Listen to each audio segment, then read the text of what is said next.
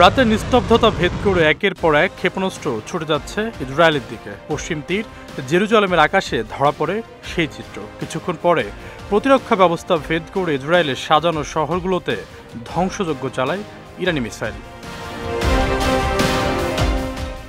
সংঘাতের শুরু থেকেই দফায় দফায় হামলা চালিয়ে যাচ্ছে তেহরান। তবে বৃহস্পতিবারের এই হামলার আকার ছিল আগের যে কোনো সময়ের থেকেও শক্তিশালী। রাজধানী তেল আবিব সহ ইসরায়েলের 4 স্থান লক্ষ্য করে চালানো হয় এই হামলা। এসব এলাকায় অবস্থিত আইডিএফের কমান্ডো সেন্টার সহ একটি গোয়েন্দা স্থাপনা গুড়িয়ে দেওয়ার দাবি করেছে তেহরান। বড়সড় ক্ষতির মুখে পড়েছে হলন নামের একটি আবাসিক স্থাপনা। এছাড়াও দক্ষিণ ইসরায়েলের বীরসেবা একটি হাসপাতালে সরাসরি আঘাত হানে তেহরানের ক্ষেপণাস্ত্র। বিভিন্ন মাধ্যমে ছড়িয়ে পড়া ভিডিওতে দেখা গেছে হামলার মারাত্মক ক্ষতির সম্মুখীন হয়েছে হাসপাতালটি। এতে বহুতল ভবনটি ধসে পড়েছে। এদিকে ইরানের হামলায় ব্যাপক ক্ষয়ক্ষতির কথা স্বীকার করেছেন ইসরায়েলি প্রধানমন্ত্রী বেনিয়ামিন নেতানিয়াহু। হুঁশিয়ারি দিয়েছেন এর চরম মূল্য আদায় করবে তেল আবিব। হামলার ঘটনায় ক্ষুব্ধ নেতানিয়াহু বলেন, আমরা অনেক ক্ষতির সম্মুখীন হচ্ছে। এই ক্ষতি অত্যন্ত বেদনাদায়ক হলেও আমাদের দেশের জনগণ ও বাহিনী শক্তিশালী। রাষ্ট্র হিসাবে ইসরায়েল আগের যে কোনো সময়ের থেকে বেশি শক্তিশালী।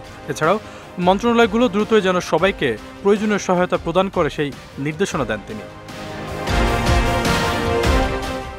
13 জুন থেকে ইরানের পারমাণবিক স্থাপনা লক্ষ্য করে হামলা চালাচ্ছে ইসরায়েল। এতে এখন পর্যন্ত কমপক্ষে 639 জন নিহত হয়েছেন। আহত হয়েছেন 1320 জনেরও বেশি।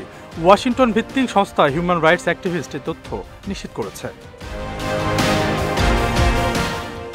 হিউম্যান রাইটস অ্যাক্টিভিস্ট জানায়, নিহতদের মধ্যে 263 বেসামরিক নাগরিক এবং 154 নিরাপত্তা বাহিনীর সদস্য রয়েছে। বাকিদের পরিচয় দেয়নি সংস্থাটি। যদিও ইরান এখন পর্যন্ত ইসরায়েলি হামলা চলাকালে নিয়মিতভাবে হতাহতের তথ্য দেয়নি। ইরানের সর্বশেষ তথ্য অনুসারে ইসরায়েলি হামলায় 224 জন নিহত ও 1277 জন আহত হয়েছেন।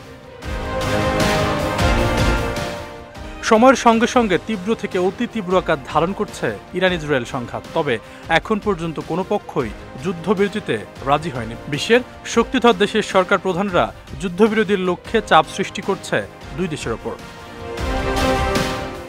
আশরাফুল ইসলাম, বিজয় টিভি, নিউজ ডেস্ক।